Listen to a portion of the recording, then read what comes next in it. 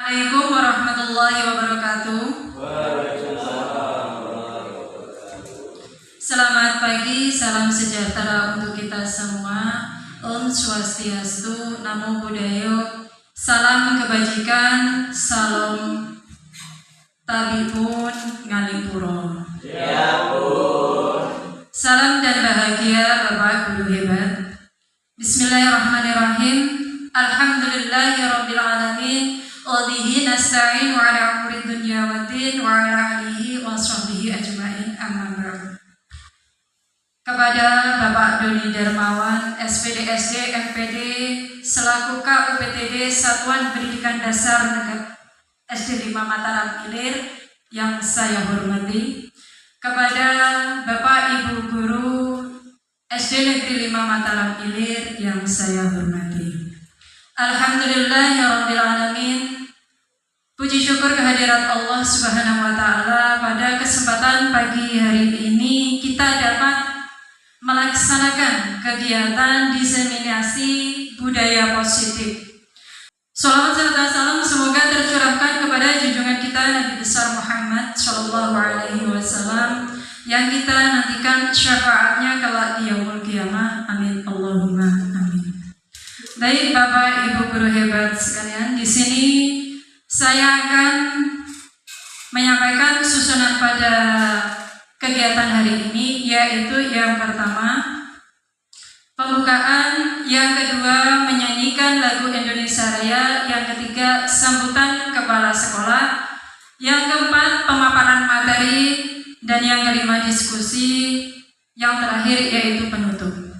Untuk mengawali kegiatan pada pagi hari ini, kita buka acara dengan umul kitab Al-Hadiniyah Al-Fatihah. A'udzubillahi minasyaitonirrajim. Bismillahirrahmanirrahim. Alhamdulillahirabbil alamin, arrahmanirrahim, maliki yaumiddin. Iyyaka na'budu wa iyyaka nasta'in. Ihdinas siratal mustaqim. Siratal ladzina an'amta 'alaihim ghairil maghdubi 'alaihim waladdallin. Untuk acara yang selanjutnya yaitu menyanyikan lagu Indonesia Raya. Kepada Bapak Ibu guru dimohonkan berdiri. Kepada Ibu Desi dipersilakan.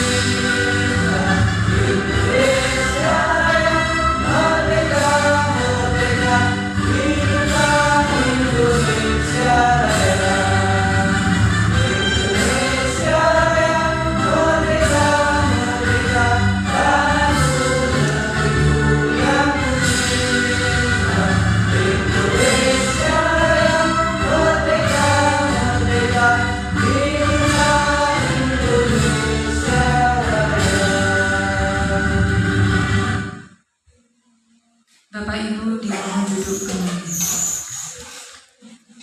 Untuk acara yang ketiga yaitu sambutan kepala sekolah, kepada Bapak Doni Darmawan dipersilakan.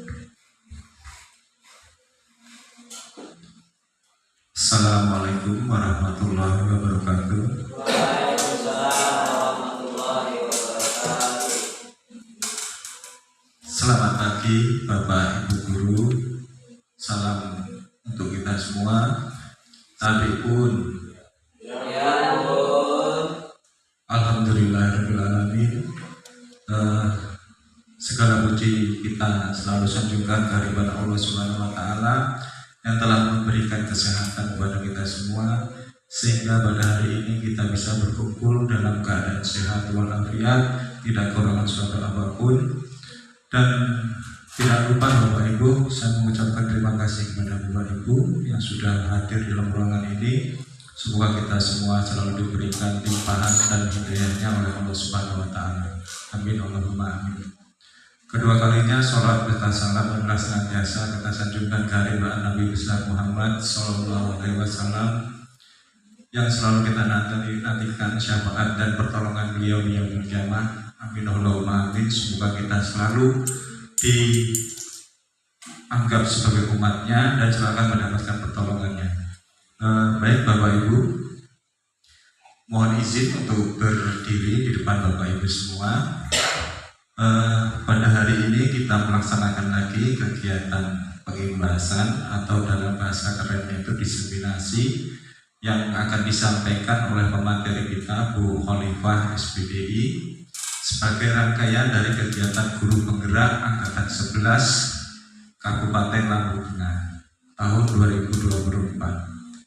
Perlu Bapak Ibu ketahui bahwa kegiatan ini adalah sebuah kegiatan positif dari kegiatan pendidikan guru penggerak, di mana di kegiatan guru penggerak ini menurut pengalaman saya, karena saya juga guru penggerak di angkatan 2 Kabupaten Lampung Tengah, ada 3 modul ya Bu Khalif ya. Kalau tidak salah sekarang ini Bu Khalif sudah masih masuk di modul 1, yakni paradigma dan visi guru penggeraknya. Di modul 1 ini ada 4 ya, mulai dari 1.1 sampai 1.4 ya Bu Khalif ya. Di 1.4 ini adalah mengenai budaya positif. Ini merupakan sebuah inovasi pembelajaran yang seharusnya sebenarnya ini kegiatan seperti ini sebenarnya sudah biasa Bapak Ibu lakukan di kegiatan sehari-hari. Hanya saja tanpa sadar kita tidak paham bahwa sebenarnya apa yang kita lakukan tersebut adalah sebuah hal budaya positif. Oleh karena itu nanti ketika ada pemaparan materi kita jadi lebih paham, lebih terbuka wawasannya, lebih bertambah lagi pengetahuannya, bagaimana caranya melaksanakan kegiatan pembelajaran yang berdampak kepada murid, baik pembelajaran yang ada di kelas ataupun pembelajaran yang memanfaatkan segala sumber daya pendukung yang ada di sekolah. Kemudian Bapak Ibu perlu saya sampaikan, selaku kepala sekolah saya sangat bangga dan saya sangat menghargai sekali upaya-upaya dilakukan oleh Bapak Ibu Guru, terutama Bapak Ibu Guru yang sudah bergabung dalam program pendidikan guru penggerak, terutama program pendidikan guru penggerak yang saat ini sudah berjalan yaitu angkatan 11. Nah, oleh karena itu saya mengharap nanti ini bisa jadi sebagai sebuah lecutan semangat bagi Bapak Ibu untuk ikut di pendidikan guru penggerak untuk angkatan-angkatan selanjutnya, baik di angkatan 12, 13 jika memang di Kabupaten Lampung Tengah ini membuka lagi program pendidikan guru penggerak. Karena apa? Karena dengan mengikuti program guru penggerak secara otomatis Bapak Ibu nanti akan bertambah ilmunya, bertambah inovasinya, bertambah wawasannya, dan yang paling penting di guru penggerak Bapak Ibu akan terhubung dengan berbagai macam komunitas-komunitas pembelajaran. Nah, ini sangat penting sekali untuk meningkatkan apa? Meningkatkan kompetensi dan sumber daya Bapak Ibu sebagai pengajar dan pendidik. Kiranya itu saja yang dapat saya sampaikan. Kurang dan lebihnya saya mohon maaf. Saya akhiri, wabillahi taufiq wal hidayah. Assalamualaikum warahmatullahi wabarakatuh.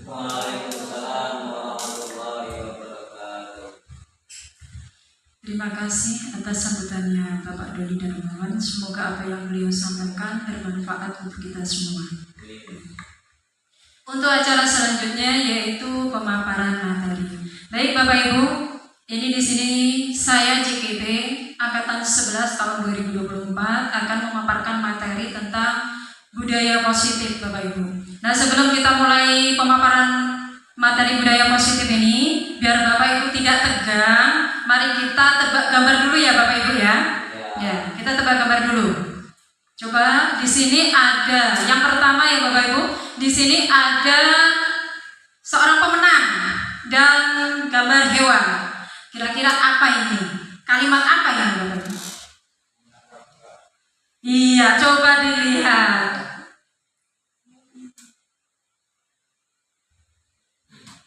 Ya, betul sekali Bapak Ibu, ternyata Bapak Kepala Sekolah kita mendahului menjawabnya. Berarti nanti selanjutnya Bapak Ibu ya, untuk tebak gambar yang kedua. Nah, coba ini Bapak Ibu apa nih? Panggi.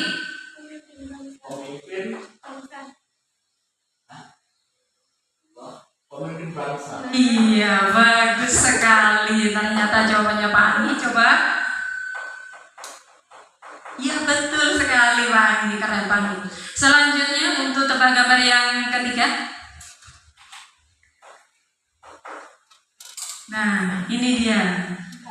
Coba Bapak. Ayo. Hah? Minta uang. Minta uang. Coba kita buka slide-nya. Oke, betul sekali, ternyata minta uang dirombong sama Pak Anggi ya. Oke, masih ada lagi yang keempat ya Bapak Ibu. Nah, ini coba ibu-ibunya, jangan bapaknya terus nih, gantian ibunya nih. Hidup senang. Iya, hidup senang. Nah, kita perlu hidup senang. Nah, seperti ini Bapak Ibu. Jadi di kegiatan budaya positif ini kita itu harus happy, bahagia. Jadi seperti itu ya Bapak Ibu. Nah, selanjutnya di sini untuk pemaparan materinya akan saya sampaikan. Untuk tujuan pembelajaran yang pertama yaitu mengaktifkan pengetahuan awal apa yang telah dipelajari sebelumnya tentang konsep pendidikan Ki Hajar Dewantara dihubungkan dengan konsep lingkungan dan budaya positif di sekolah. Selanjutnya yang kedua yaitu mengamati bagaimana sistem rancangan di sekolah masing-masing dapat menciptakan lingkungan positif serta mendukung murid menjadi pribadi yang bahagia Bapak Ibu, terus mandiri dan bertanggung jawab sesuai dengan filosofi Ki Hajar Dewantara. Nah, untuk tujuan filosofi pendidikan Ki Hajar Dewantara di sini yaitu menuntut segala kodrat yang ada pada anak agar mereka dapat mencapai keselamatan dan kebahagiaan yang setinggi-tingginya, baik sebagai manusia maupun sebagai anggota masyarakat. Dalam pemikiran Ki Hajar Dewantara, yang pertama yaitu pendidikan yang merdeka. Nah, pendidikan yang merdeka yaitu konsep belajar yang bisa melayani anak dengan hambatan-hambatan murid sehingga dia bisa tumbuh secara optimal Bapak Ibu. Nah, selanjutnya yang kedua yaitu pendidikan yang menuntun. Pendidikan yang menuntun di sini Bapak Ibu tahu anak kecil yang dipegang sama orang tuanya, tahu Bapak Ibu? Ya. Nah, disitulah orang tua menuntun anaknya. Jadi seperti itu kita sebagai seorang pendidik mendidik anak murid kita Bapak Ibu. Nah, selanjutnya yang ketiga yaitu pendidikan memberi contoh yang baik, semangat dan motivasi. Nah, pendidikan yang memberi contoh itu seperti semboyan Ki Hajar Dewantara, yaitu ada yang tahu Bapak Ibu? Ing ngarsa sung tuluda, ing matya mangun karsa, tuturi handa yani. Ya. Kalau ing ngarsa sung tuluda apa artinya Bapak Ibu? Ya, di depan memberikan contoh atau teladan Bapak Ibu. Selanjutnya yang kedua yaitu ing matya mangun karsa, yang artinya apa Bapak Ibu? Ya, di tengah memberi semangat atau motivasi, bimbingan. Jadi seperti itu. Terus Tuturi Handayani di belakang memberi dorongan, yaitu memberi semangat kepada peserta didik kita. Nah, selanjutnya yaitu pendidikan yang sesuai dengan kodrat alam dan kodrat zaman. Nah, kodrat alam di sini yaitu kondisi anak yang sejak lahir yang dipengaruhi kultur budaya dan lingkungan setempat. Nah, itu untuk kodrat alam. Nah, untuk kodrat zamannya yaitu perubahan yang selalu terjadi dari waktu ke waktu. Seperti kita Bapak Ibu, waktu kita masih sekolah SD dulu, kita tidak mengenal yang namanya IT ya Bapak Ibu. Nggak ada laptop, nggak ada HP, komputer, itu pun nggak ada. Tapi di zamannya sekarang, seorang murid itu dituntut untuk tahu tentang IT, tentang komputer, laptop, HP, ya nggak Bapak Ibu? Selanjutnya yaitu pendidikan berpusat pada peserta didik. Pendidikan merupakan tempat menyemai benih-benih kebudayaan dalam masyarakat. Nah, jadi di sini murid itu ibarat tanaman padi dan guru itu diibaratkan seorang petani, Bapak Ibu. Pasti Bapak Ibu tahu kan seorang petani? Ya. Kalau ingin menghasilkan tanaman yang baik, yang bagus, itu pasti melalui proses. Nah, jadi itu Bapak Ibu. Pendidikan yang berpihak pada murid yang memberikan kemerdekaan belajar kepada murid Bapak Ibu. Nah, untuk pada pagi hari ini tentang budaya positif ini kita akan membahasnya Bapak Ibu, yaitu tentang konsep inti budaya positif, yaitu pertama perubahan paradigma baru, disiplin positif, nilai-nilai kebajikan, kebutuhan dasar manusia, motivasi perilaku manusia, posisi kontrol, keyakinan kelas, dan segitiga restitusi. Nah, yang pertama yang akan kita bahas yaitu tentang perubahan paradigma baru. Perubahan paradigma baru ini yaitu merupakan pembelajaran yang dirancang berdasarkan prinsip pembelajaran yang berdiferensiasi, Bapak Ibu. Apa sih itu pembelajaran berdiferensiasi? Mungkin ada yang sudah tahu Bapak Ibu? Mungkin Bapak Kepala Sekolah mau menanggapi? Ya, terima kasih Bu Khalid. Pembelajaran berdiferensiasi ini adalah sebuah pembelajaran di mana seorang guru ini harus melakukan pemetaan pembelajaran sesuai dengan minat, bakat, dan profil belajar peserta didik. Jadi Bapak Ibu, di pembelajaran berdiferensiasi ini kita sebagai guru seyogyanya memberikan pembelajaran sesuai dengan kebutuhan peserta didiknya masing-masing. Tidak mungkin kita memaksakan anak untuk harus pandai matematika sementara dia tidak seberapa menguasai pembelajaran matematika. Kalau diibaratkan pembelajaran diferensiasi ini seperti kalau dulu itu memaksakan burung untuk bisa berenang atau memaksakan harimau untuk bisa terbang. Jadi kita sebagai guru harus mengarahkan minat bakat peserta didik sesuai dengan gaya belajarnya masing-masing. Seperti itu. Terima kasih Pak Doni atas tanggapannya. Jadi apa yang beliau katakan itu sangat benar sekali Bapak Ibu. Jadi sehingga peserta didik ini belajar sesuai dengan kebutuhan berdasarkan tahap perkembangan sesuai teori psikologi. Namun dalam untuk mewujudkan profil pelajar Pancasila. Nah, di sini untuk profil pelajar Pancasilanya ada berapa dimensi Bapak Ibu? Ada 6 dimensi. Yang pertama beriman dan bertakwa kepada Tuhan Yang Maha Esa dan berakhlak mulia. Iya, beriman bertakwa kepada Tuhan Yang Maha Esa dan berakhlak mulia. Yang kedua yaitu berkebinekaan global, bergotong royong, kreatif, mandiri, dan bernalar kritis. Nah, prinsip pembelajaran paradigma baru itu yang pertama yaitu rancangan pembelajaran berfokus pada tingkat perkembangan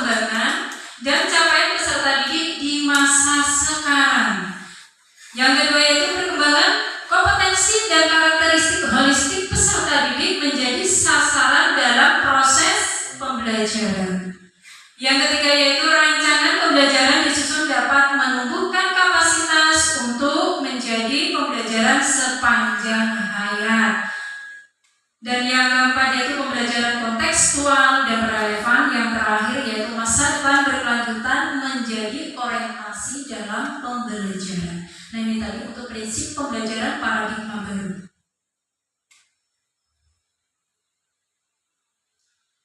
Oke, kita ke ilustrasi dulu ya Bapak Ibu ya. Coba sekarang Bapak Ibu cermati kalimat berikut. Ya Bapak Ibu ya. Anda, yuk coba tangannya Bapak Ibu kemana? Tangannya Bapak Ibu. Anda dan teman Anda akan melakukan kegiatan cobalah buka, ya cobalah buka. Anda adalah A, tugas Anda adalah mengepalkan salah satu tangan Anda. Coba Bapak Ibu dikepalkan tangan.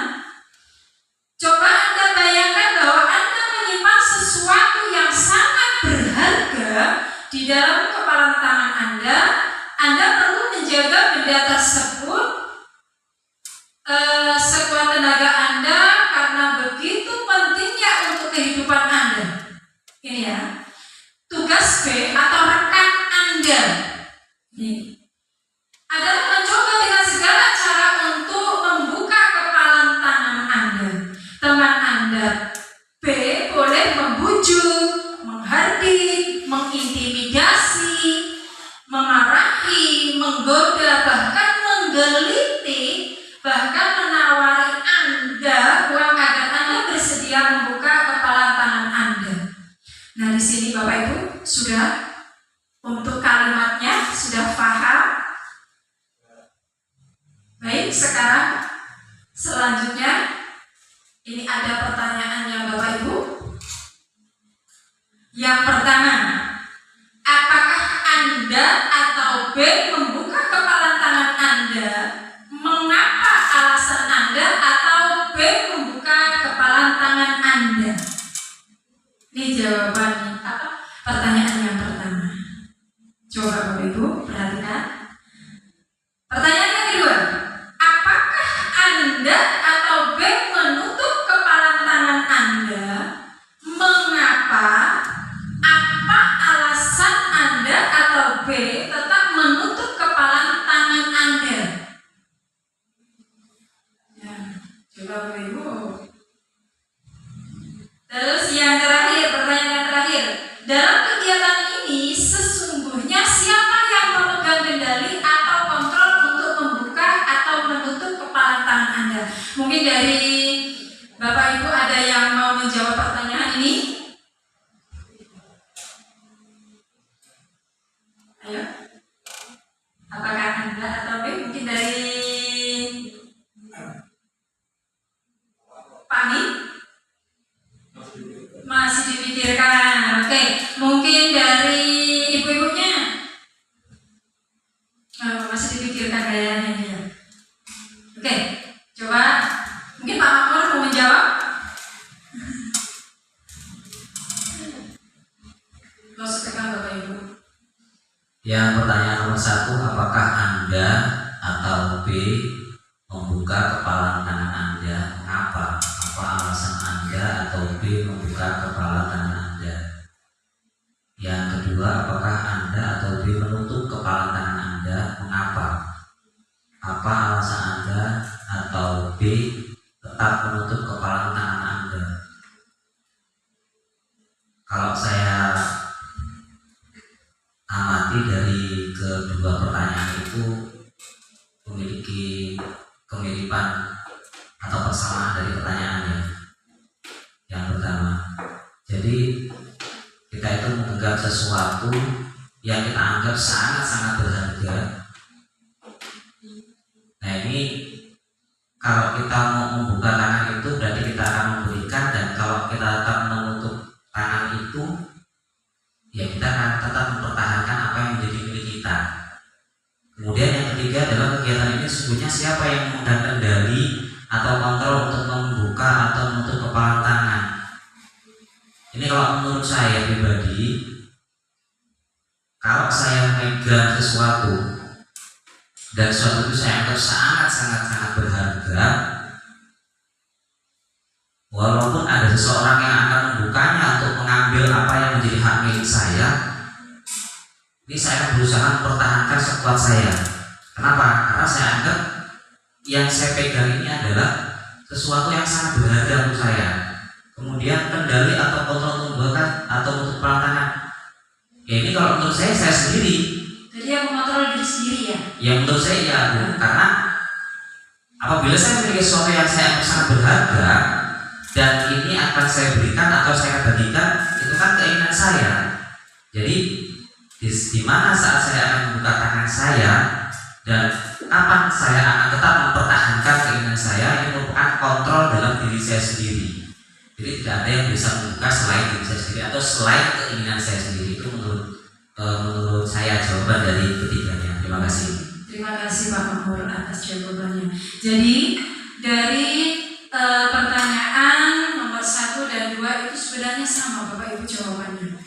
Ya, jadi sama jawabannya. Dan yang nomor 3 itu adalah dari diri kita sendiri, bagaimana cara kita mengontrol diri kita sendiri Bapak Ibu. Kalau kita mau membuka, ya kita buka. Tapi kalau kita tidak mau membuka, pasti tidak akan terbuka walaupun di situ ada uang segepok ya Bapak Ibu ya. Iya, kalau kita tidak mau membukanya. Tapi kalau kita mau membukanya, berarti apa itu Bapak Ibu? Itu namanya mengontrol diri kita sendiri. Nah, miskonsepsi tentang teori kontrol yaitu yang pertama ilusi guru mengontrol murid, yang kedua yaitu ilusi bahwa semua penguatan positif efektif dan bermanfaat.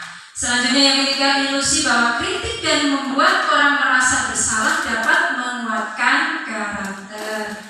Selanjutnya yang keempat itu ilusi bahwa orang dewasa memiliki hak untuk memaksa. Itu kan rata-rata orang dewasa punya hak memaksa ya. Jadi seperti itu ya Bapak Ibu. Nah selanjutnya yaitu mengubah paradigma stimulus respon ke pendekatan teori kontrol. Nah di sini Bapak Ibu ada tabel stimulus respon dan teori kontrol. Nah di tabel ini sudah jelas ya Bapak Ibu. Salah satu contohnya tentang stimulus respon. Ini realitas kebutuhan kita sama, tapi untuk teori kontrolnya realita kebutuhan kita berbeda. Jadi seperti itu Bapak Ibu. Selanjutnya semua orang melihat hal yang sama, tapi teori kontrolnya setiap orang memiliki gambaran yang berbeda. Nah disinilah untuk teori kontrolnya Bapak Ibu. Baik Bapak Ibu, selanjutnya kita akan membahas tentang disiplin positif. Nah disiplin positif ini berasal dari bahasa Latin yaitu disiplina, yang artinya yaitu belajar. Berarti kita ini sama-sama belajar Bapak Ibu. Belajar apa? Belajar disiplin. Disiplin mengacu pada disiplin diri yang memiliki tanggung jawab terhadap apa yang dilakukan berdasarkan nilai yang diyakini. Yang diyakini siapa Bapak Ibu? Iya, diyakini kita diri sendiri. Disiplin positif adalah suatu pendekatan untuk menerapkan disiplin diri anak tanpa hukuman dan hadiah. Jadi tanpa embel-embel ya Bapak Ibu. Disiplin positif perlu diterapkan baik dalam lingkungan keluarga maupun lingkungan sekolah. Jadi disiplin ini tidak hanya di sekolah saja Bapak Ibu, juga di keluarga kita. Bagaimana anak kita itu bangunnya pagi, berarti kita harus apa dulu Bapak Ibu? Bangun pagi. Jadi kita menjadi teladan dulu bagi anak kita yang ada di rumah. Jadi seperti itu Bapak Ibu. Dengan menerapkan disiplin positif diharapkan tindak kekerasan dapat kita hindari. Nah sebagai seorang pendidik, tujuan kita apa?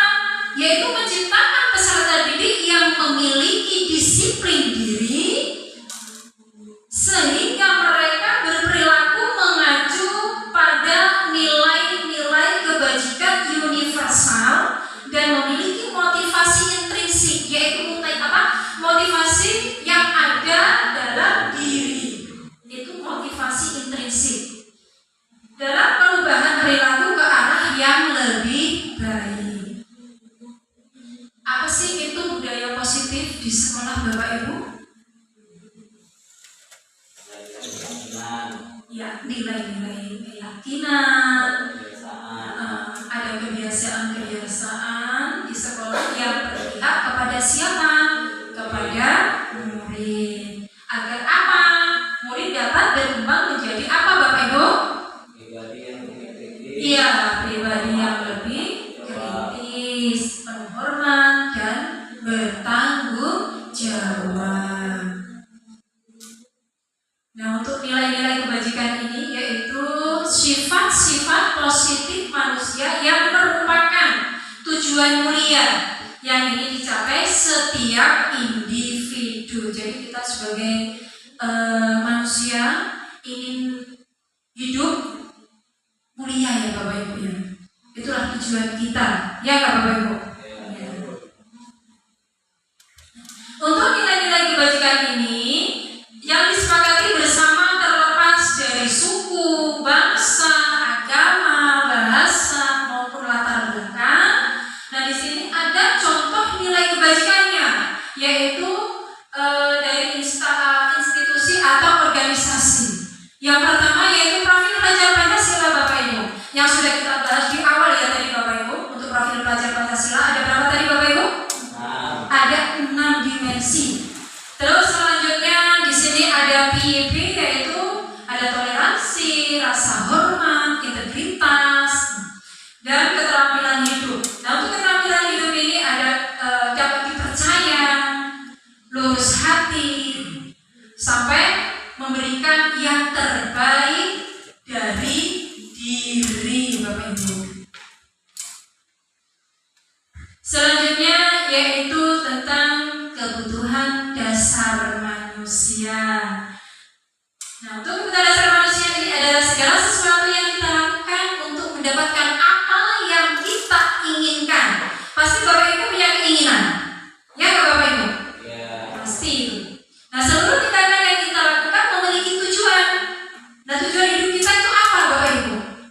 Tujuan kita itu apa dalam dunia pendidikan ini? Jadi seperti itu Bapak Ibu.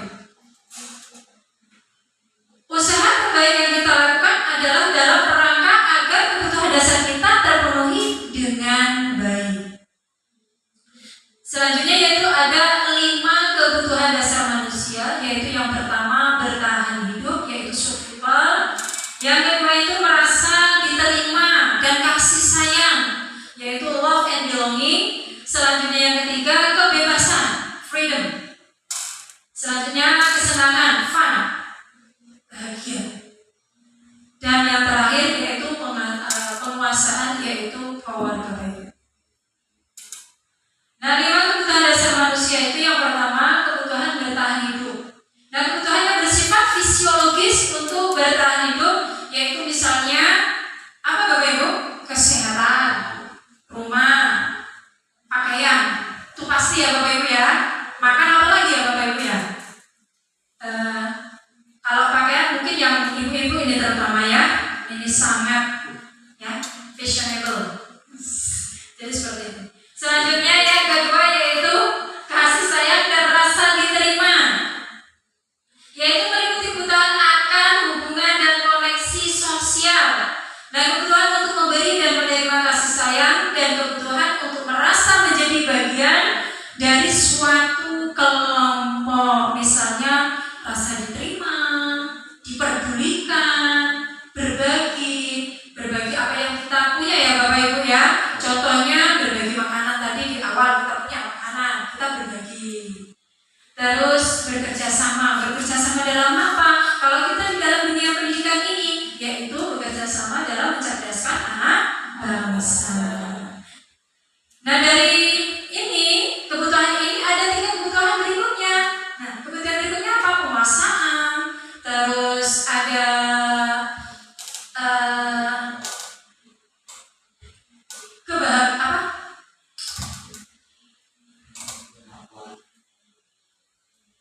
kebebasan, ada kesenangan. Nah ini semuanya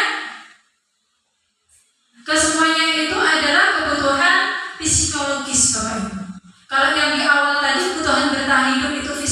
psikologis. Kalau dari tiga ini yaitu kebutuhan psikologis. Jadi rasa harga diri. Nah, ya enggak? Untuk rasa untuk dihargai ini masuk dalam penguasaan seorang pemimpin. Contohnya ya Bapak Ibu, seorang pemimpin itu kan penguasa. Jadi ingin apa? Ingin dihargai, dihormati. Jadi seperti itu Bapak Ibu. Nah yang Bapak yaitu kebebasan. Nah, kebutuhan itu bebas adalah kebutuhan akan kemandirian, autonomi, memiliki pilihan dan mampu mengendalikan arah hidup seseorang. Ini bebas, kebebasan Bapak Ibu. Selanjutnya yang kelima itu kesenangan. Kebutuhan akan kesenangan adalah kebutuhan untuk mencari kesenangan, bermain dan tertawa. Jadi untuk kesenangan ini pasti peserta didik kita ingin belajar bersama-sama dengan kita itu yaitu nyaman. Ya nggak Bapak Ibu? Yang penting bahagia. Dengan bahagia insya Allah nanti pembelajaran akan mudah didapat oleh peserta didik.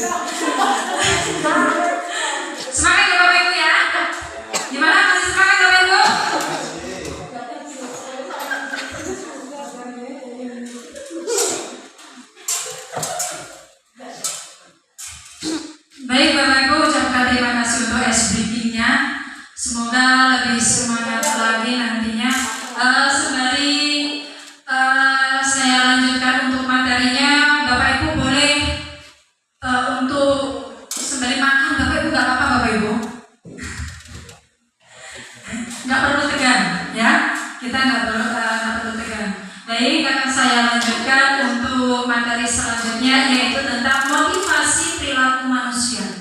Dan di dalam motivasi perilaku manusia ini, di dalam bukunya Diana Goshen, yaitu tentang Restructuring School Discipline, menyatakan ada 3 motivasi perilaku manusia. Yang pertama yaitu untuk menghindari ketidaknyamanan atau hukuman. Yang kedua yaitu mendapatkan imbalan atau penghargaan dari orang lain. Nah, dari 2 ini masuk dalam kategori motivasi ekstrinsik, yaitu motivasi dari luar, Bapak Ibu. Bukan dari dalam, tapi dari luar. Contohnya seumpamanya nih, Bu Noviatun meminta tolong kepada peserta didiknya. Nah, minta tolong sampahnya buang di kotak sampah. Ya kan? Itu kan pada di situ Bu Noviatun meminta kepada siswa, itu kan atas dasar permintaan. Jadi dari orang lain. Nah, selanjutnya yang ketiga yaitu untuk motivasi perilaku manusia, yaitu untuk menjadi orang yang mereka inginkan dan menghargai diri sendiri dengan nilai-nilai yang mereka percaya. Yaitu masuk dalam kategori motivasi intrinsik, yaitu motivasi dari diri sendiri, dari dalam, Bapak Ibu. Jadi nggak perlu kita suruh, anak itu sudah melaksanakan. Jadi seperti itu. Tapi dengan catatan, kita sebagai guru harus menjadi apa, Bapak Ibu? Teladan bagi peserta didik kita.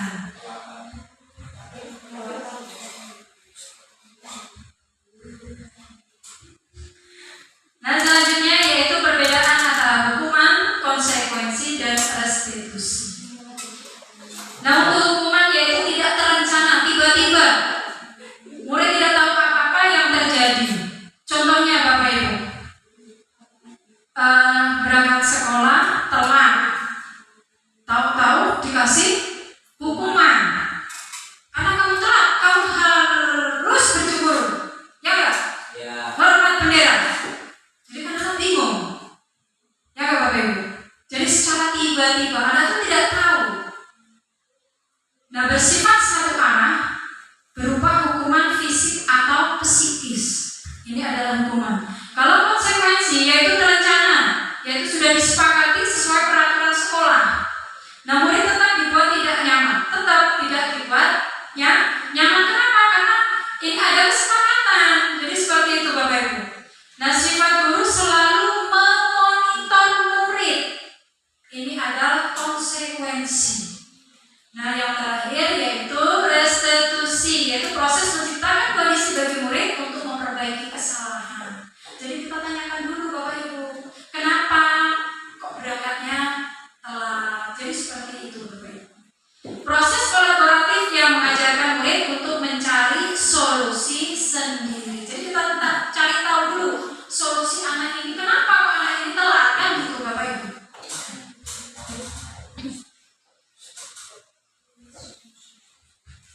Selanjutnya yaitu Bapak Ibu,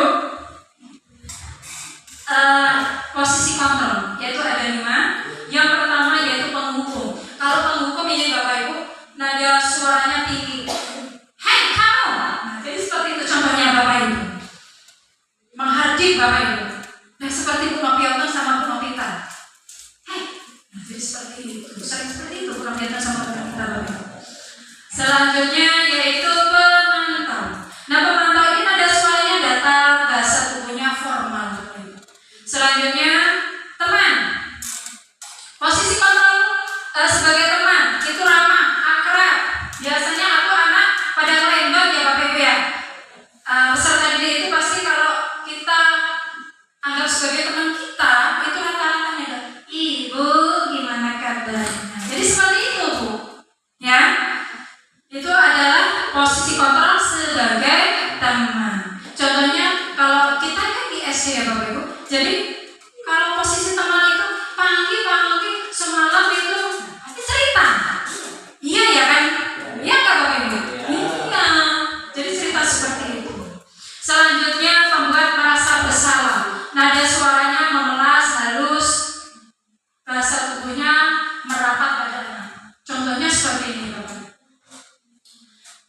ayolah nak, jangan ulangi lagi, nanti ibu dimarah loh sama bapak kepala sekolah. Jadi seperti itu Bapak Ibu. Kan memelas akhirnya sama peserta didik dan tidak melakukan kesalahan lagi.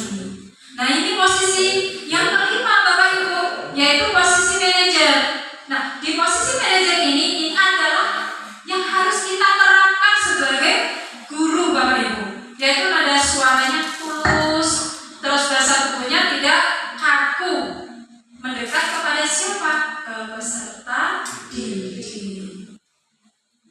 Nah ini 5 posisi kontrol. Seorang penghukum bisa menggunakan hukuman fisik maupun verbal. Nah orang-orang yang menjalankan posisi penghukum senantiasa mengatakan bahwa sekolah memerlukan sistem atau alat yang dapat lebih menekan murid-murid lebih dalam lagi. Jadi murid itu kalau hukuman itu kayak kita tekan gitu Bapak Ibu. Kalau tidak membawa topi, ngepel besi, ya kan? Nah itu kan tertekan ya akhirnya kan peserta didik kita. Jadi seperti itu ya Bu. Nah pembuatan merasa bersalah. Nah pada posisi ini biasanya guru akan bersuara lemah lembut yang seperti sudah saya jelaskan.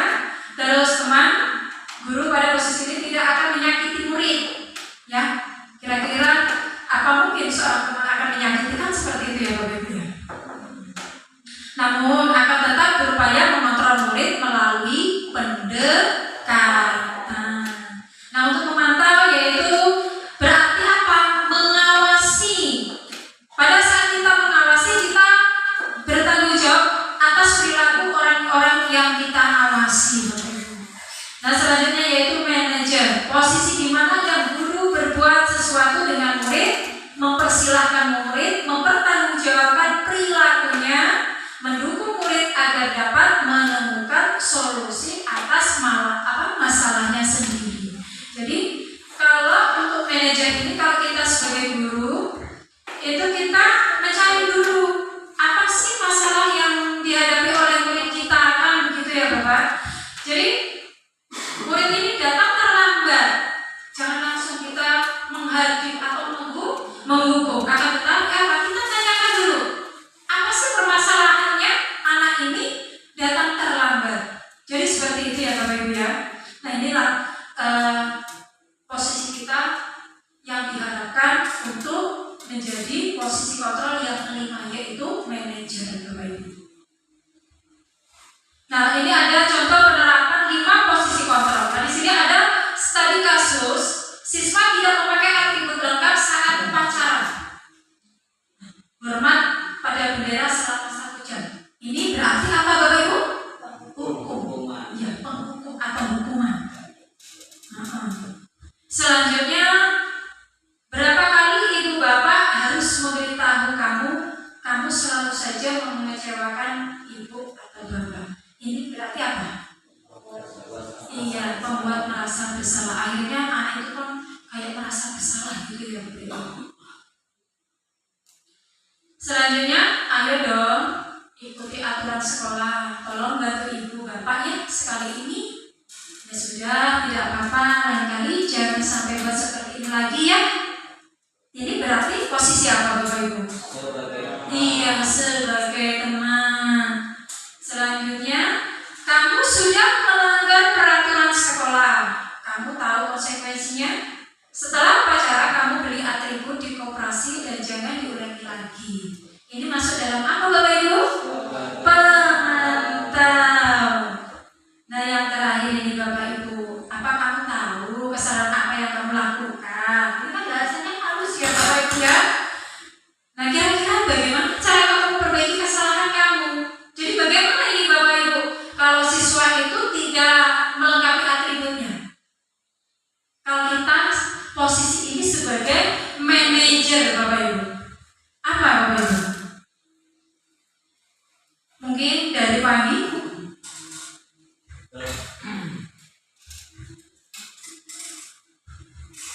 Oke. Dari studi kasus yang ada pada layar tersebut, status sebagai manajer, guru sebagai manajer mungkin juga bisa diterapkan kepada anak kita. Karena apa? Di situ kita tidak menghakimi, di situ kita tidak memaksa, dan di situ kita tidak memelas di depan mereka, namun kita memberikan memberikan arahan ke mereka bagaimana cara memperbaiki, bahwa memang jika itu adalah suatu kesalahan.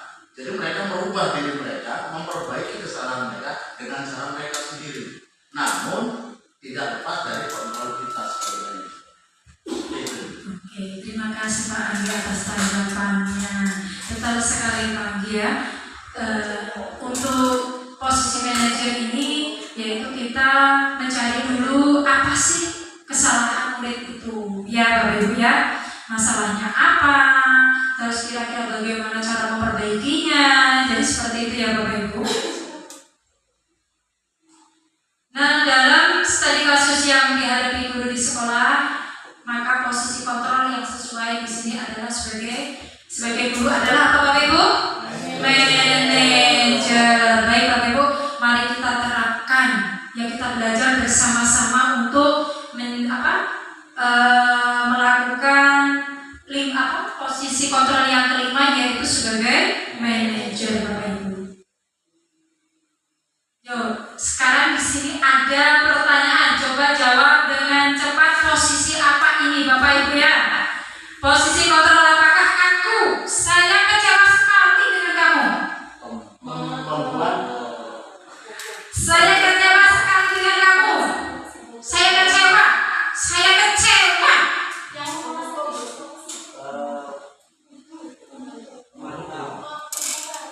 Saya kecewa sekali dengan kamu. Iya, bukan merasa bersama, Bapak Ibu. Iya, betul sekali. Bingung ya Bapak Ibu. Nah, selanjutnya, posisi kontrol apakah aku? Kamu tidak pernah benar melakukannya. Penghukum Bapak Ibu. Baik, sudah tahu berarti ya. Lanjut.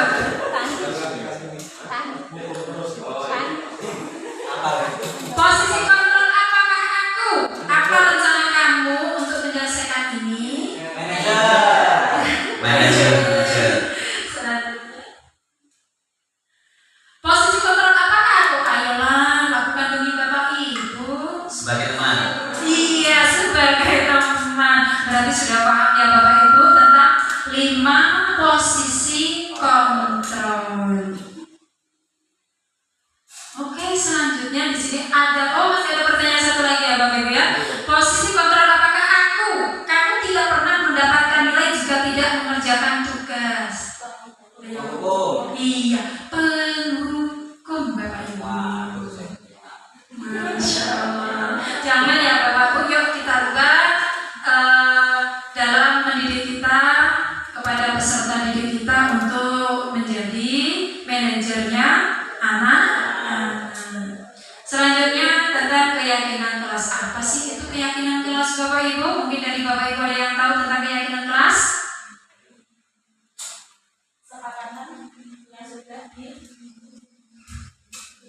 Kalau menurut saya Bu Oliva, keyakinan kelas itu biasanya adalah kesepakatan kelas yang sudah kita buat oleh seorang guru dengan peserta didik, yang biasanya diikuti dengan aturan-aturan yang mungkin tidak bisa dilanggar, baik guru maupun peserta didik.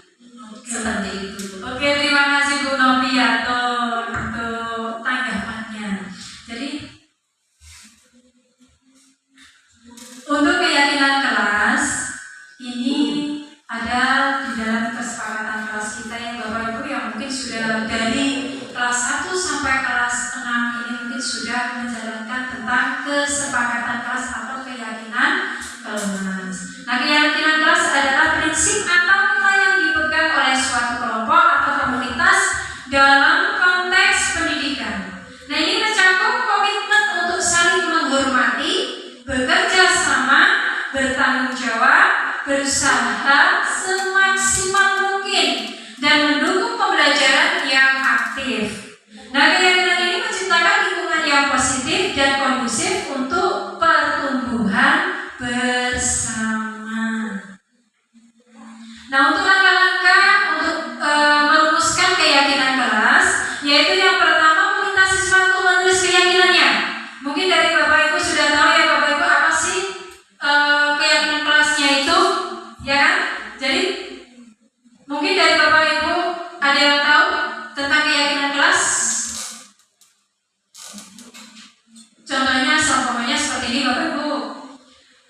menaruh tas di boleh di dalam laci atau di tempatnya.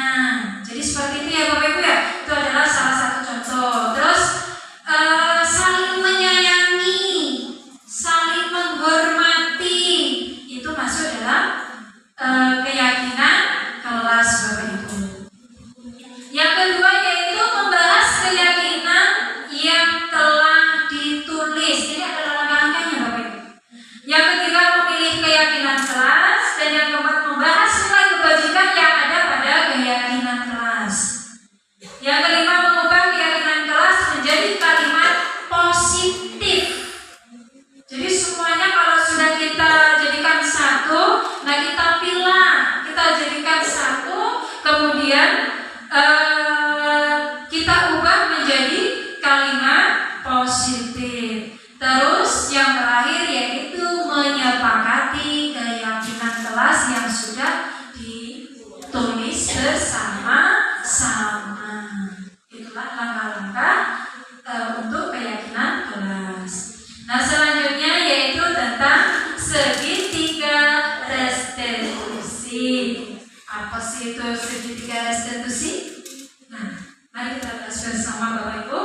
Nah, restitusi adalah proses menciptakan kondisi bagi murid untuk memperbaiki kesalahan mereka sehingga mereka bisa kembali pada kelompok mereka dengan karakter yang lebih kuat. Ini menurut Diana Gosen.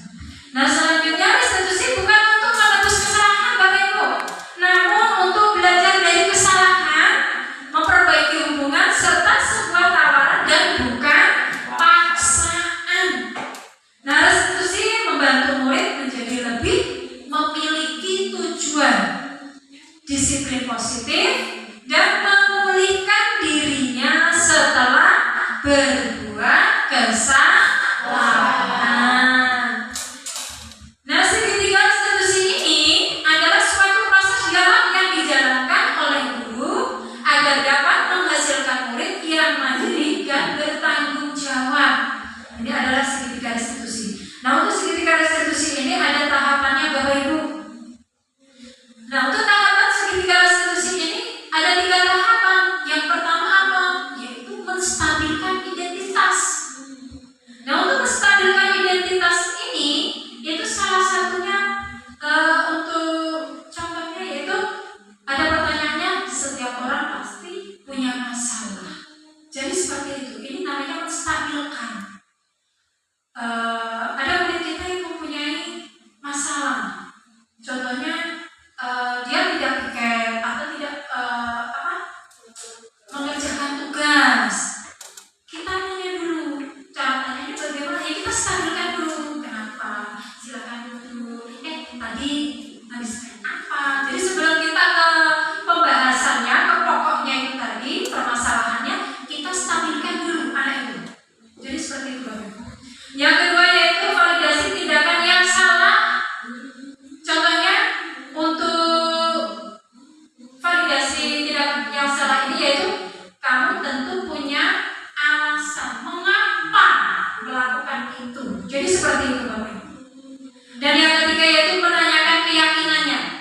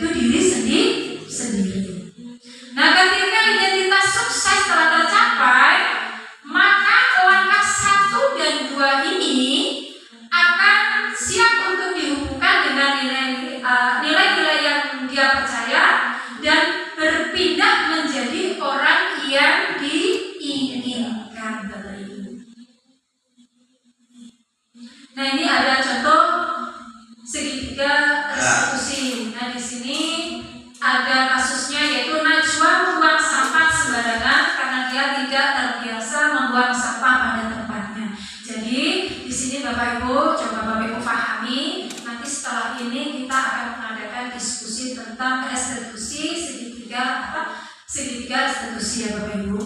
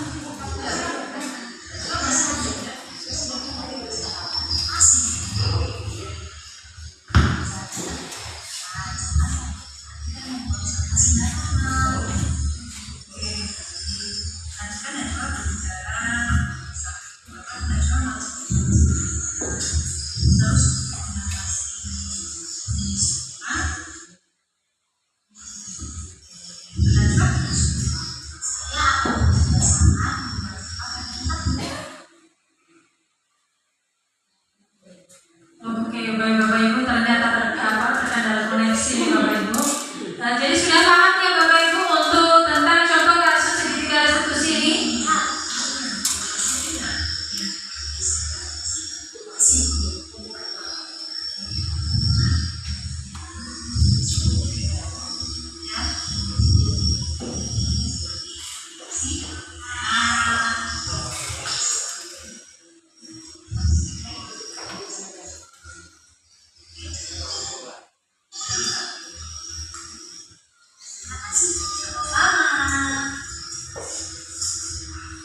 Jadi tadi Bapak Ibu untuk contoh segitiga restitusi yang sudah saya terangkan. Nah di sini Bapak Ibu nanti kita akan mendiskusikannya Bapak Ibu tentang segitiga restitusi ini.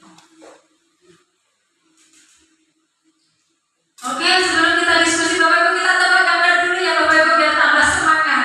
Ya biar Bu Nomia kan biar gak ngantuk ini Bapak Ibu. Saya perhatikan ini Bu Nomia ini ngantuk bener. Ya kita tebak gambar ya Bapak Ibu.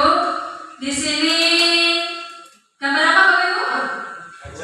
Ayam. Ayam ya Bapak Ibu. Benar ini ayam Bapak Ibu. Coba pagi mungkin ayam jago pagi katanya. Ayo coba ada yang lain. Ayam boiler. Ayam karton, ayam boiler. Ayo, ada yang lain. Ayo Bapak Ibu. Ayo. Ayam potong. Ayam potong.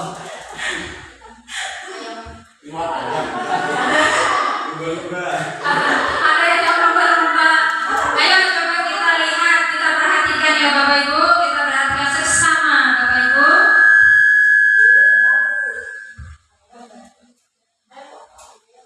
Kita buka. Oke Bapak Ibu. Ternyata kucing yang pakai topeng ayam Bapak Ibu. Masya Allah, ternyata ya Bapak Ibu ada kucing pakai topeng ayam. Ya.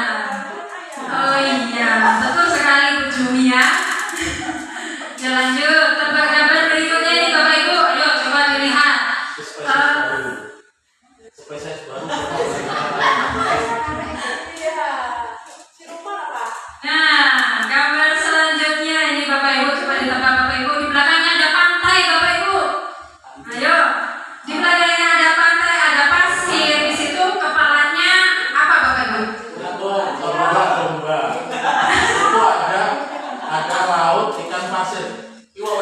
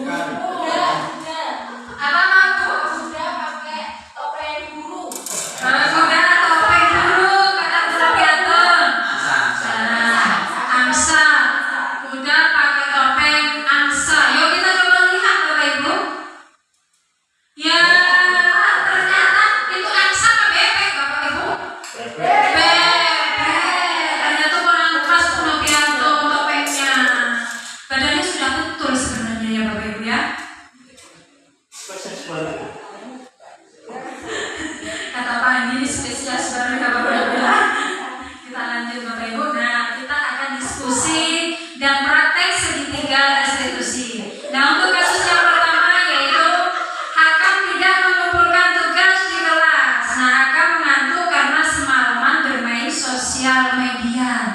Ini tuh kasus yang pertama. Kasus yang kedua yaitu Mario dan Adi merupakan murid kelas 8 di SMP Tunas. Pada jam istirahat pagi, Mario dan Adi main lempar-lempar makan di kantin terkena wajah Ibu Dina, kepala sekolah. Nah, pada jam istirahat makan siang, saat semua anak lain bermain di luar kelas, mereka diajak bicara oleh guru wali kelas mereka, Bapak Joko, di ruang kelas. Oke, baik. Jadi kelompok satu dulu ya, untuk kasus yang pertama dulu, untuk mempraktekkan segitiga restitusinya.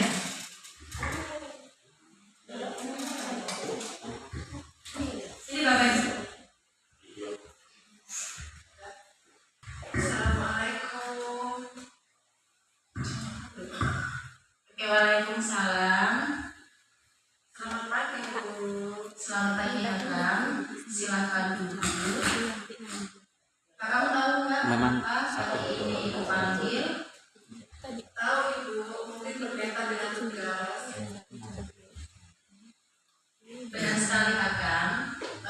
Kemarin Ibu lihat Hakam berangkat sekolah, tapi kenapa tugasnya tidak Hakam kumpulkan? Iya Ibu, kemarin saya masuk, tapi saya tidak mengumpulkan tugas. Hakam, Ibu mau bicara. Setiap manusia itu pasti punya kesalahan. Ibu pun juga pernah melakukan kesalahan.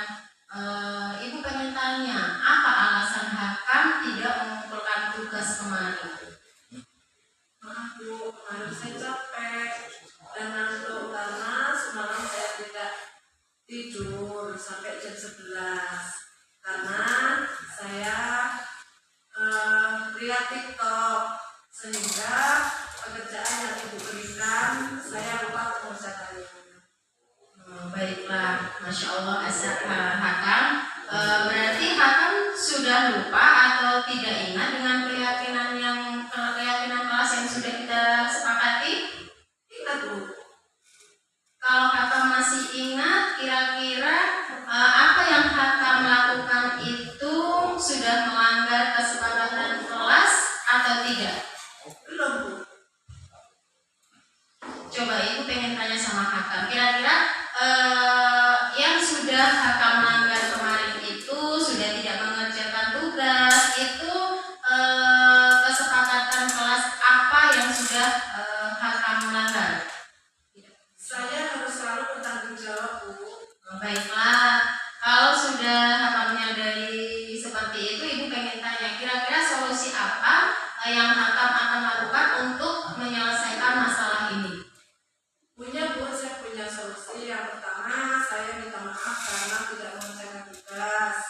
Yang kedua, saya tidak akan tidur malam-malam lagi seperti yang sudah saya lakukan. Yang ketiga, saya akan mengerjakan tugas Ibu dan akan saya kumpulkan besok. Baik, kalau seperti itu berarti Hakam sudah menyadari kesalahannya. Hakam juga pun sudah mempunyai solusinya. Ibu apresiasi tanggung jawab Hakam. Kalau seperti itu, terima kasih. Hakam boleh kembali ke kelas dan belajar bersama teman-teman lagi. Terima kasih. Saya permisi ya Bu. Ya. Terima kasih Agus buat kelompok yang pertama Bapak Ibu. Alhamdulillah ternyata sudah paham ya Bapak Ibu tentang segitiga restitusi. Nah selanjutnya yaitu untuk praktek yang kasus kedua, yaitu untuk kelompok yang kedua, bapak-bapaknya monggo. Bapak tadi mendengar dari Ibu ya? Ya. Iya Pak. Ya, Pak. Sepertinya kalian sedang dalam masalah. Ada yang bisa Bapak bantu? Coba. Dikat dong berarti. Apa yang ada? Iya Pak. Tadi pada jam istirahat pagi hari kami bermain lempar-lempar makanan Pak, dan tanpa kami sengaja mengenai ibu kepala sekolah ketika beliau sedang berjalan Pak. Jadi kalian main lempar-lemparan makanan. Iya Pak. Kemudian terkena oleh guru kepala sekolah. Iya Pak.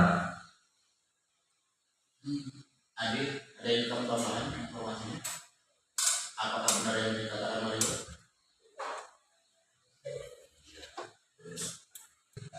Kami tidak bermaksud melakukannya, Tapi apa? tapi kami tidak sengaja. Apakah kalian tahu sekarang kalian dalam masalah? Iya Pak. Baiklah, Bapak di sini tidak akan mencari siapa yang salah.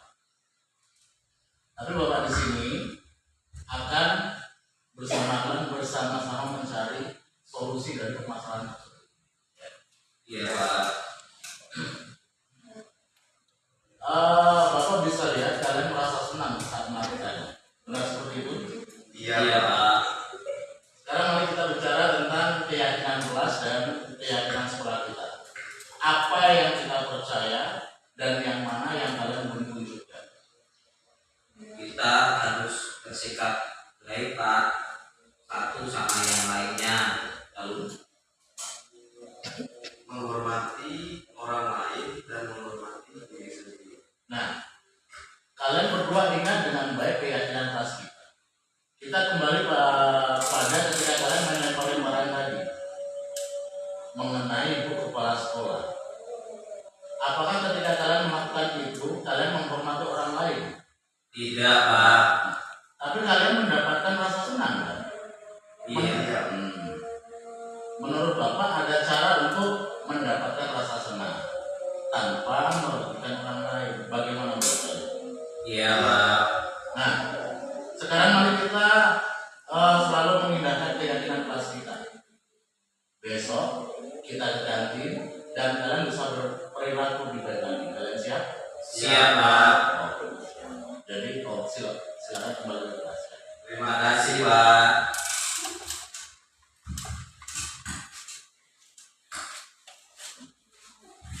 Oke, terima kasih. Kasih aplaus untuk kelompok yang kedua, Bapak Ibu. Keren, keren sekali ya Bapak Ibu ya. Ternyata Bapak Ibu sudah memahami tentang apa sih itu segitiga restitusi ya Bapak Ibu, dan bagaimana tahapannya ya Bapak Ibu. Nah, untuk observasi dalam kasus yang pertama maupun yang kedua itu sudah melalui tahapan-tahapan dari segitiga restitusi, yaitu ada menstabilkan identitas, ada validasi tindakan, dan menanyakan keyakinan.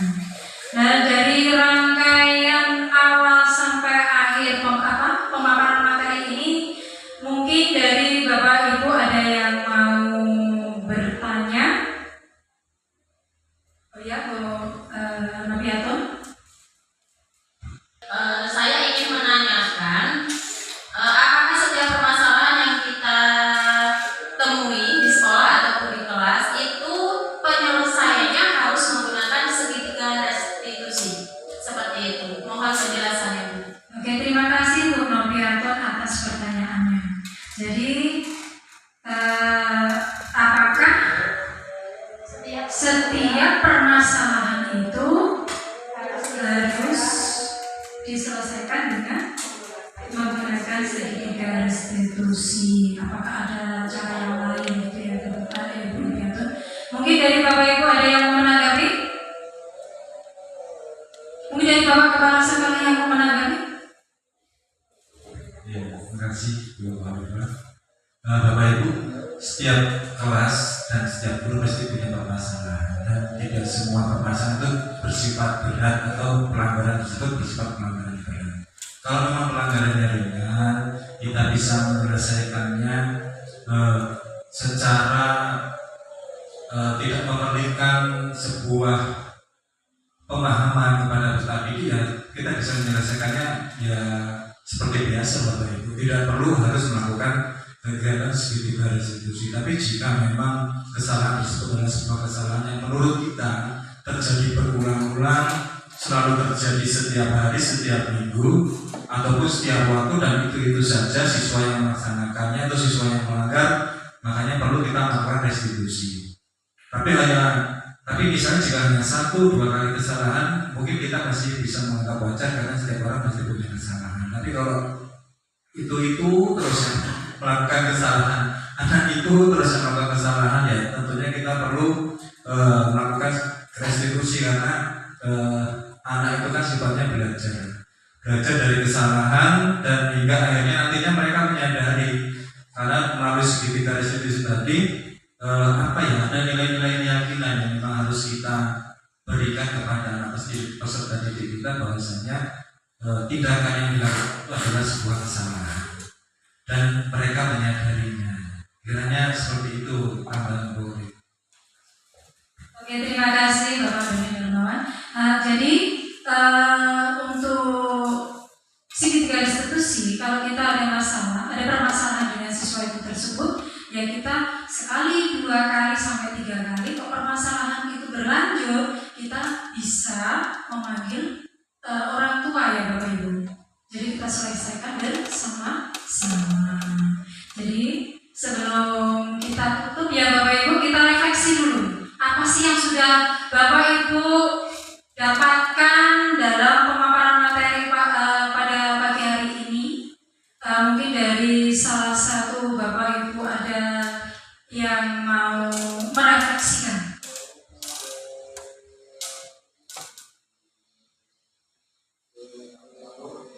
Mungkin dari Pak Mahmud. Ya, terima kasih Bu Khalid atas waktunya. Dari kegiatan berdiskusi dan belajar bersama mengenai segitiga restitusi pada kesempatan pagi sampai siang hari ini, saya lebih memahami, lebih mengerti tentang bagaimana cara kita untuk menyelesaikan suatu permasalahan. Memang di sebuah sekolahan atau di dalam lingkungan masyarakat tidak terlepas dari sebuah permasalahan. Akan tetapi cara yang akan kita gunakan, karena kita pernah paham tentang hal itu, dan dengan penjelasan yang telah disampaikan oleh Bu Khalid mengenai segitiga restitusi ini, saya sendiri mendapat gambaran lebih jauh lagi, lebih luas lagi bagaimana untuk mengantar anak-anak didik kita menjadi anak-anak yang lebih merdeka, mengantar anak didik kita untuk senang belajar di sekolahan dan tidak menjadikan mereka sebuah beban, karena sekolah itu merupakan rumah kedua bagi kita. Sehingga bagaimana caranya supaya anak-anak tersebut itu menganggap kita ini sebagai orang tua, menganggap kita sebagai teman, sehingga mereka tidak akan canggung untuk bersama-sama mengikuti belajar di sekolah, sehingga akan menjadikan anak tersebut insya Allah menjadi anak yang berguna, anak yang sukses, dan anak yang berbakti kepada orang tua. Itu saja refleksi dari saya, dan mungkin ada Bapak Ibu guru yang akan menambahkan kembali. Terima kasih Bu Khalid. Terima kasih Bapak Mul atas refleksinya. Mungkin dari Bapak Ibu, mungkin dari Ibunya, ada yang mau menambahkan? Bu Desi? Mungkin ada yang mau menambahkan atau merefleksikan? Baik, terima kasih Bu Pak. Untuk refleksi pada diskriminasi segitiga restitusi yang sudah disampaikan Bu Pak, di sini kami sama-sama belajar bagaimana mengaplikasikan segitiga restitusi dan kasus-kasus yang berbeda di setiap kelas dan tentunya, dan juga belajar bagaimana menjadi guru yang mencontohkan disiplin positif pada siswa yang nantinya bisa berkelanjutan siswa sampai akhir hayat. Mungkin itu saja. Terima kasih. Terima kasih Bu Desi. Aplaus untuk kita semua Bapak Ibu. Dan di sini saya ucapkan terima kasih banyak kepada Bapak Ibu sudah bersama-sama melaksanakan kegiatan pada pagi sampai menjelang siang ini dan berjalan dengan lancar. Sekali lagi saya ucapkan terima kasih kepada Bapak Kepala Sekolah, Bapak Doni Darmawan, dan Bapak Ibu guru hebat semua di Negeri 5 Mataram Hilir atas partisipasinya dalam kegiatan diseminasi pada pagi menjelang siang ini. Saya ucapkan terima kasih.